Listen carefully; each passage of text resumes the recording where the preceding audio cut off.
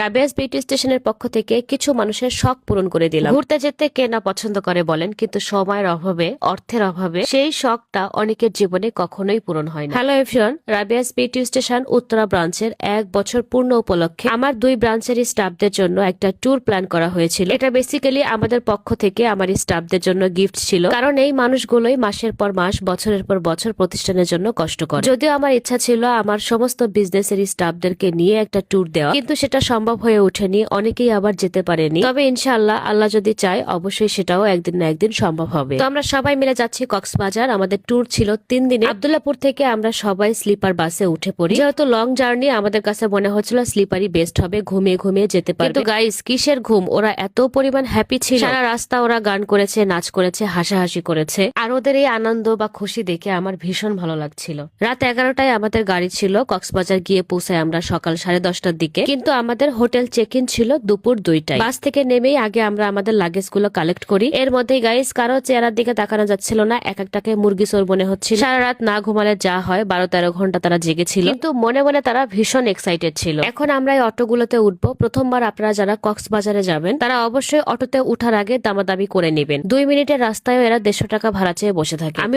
অনেকবার ভিডিওতে বলেছি, আমি স্পষ্ট কথা বলি জন্য অনেকে আমাকে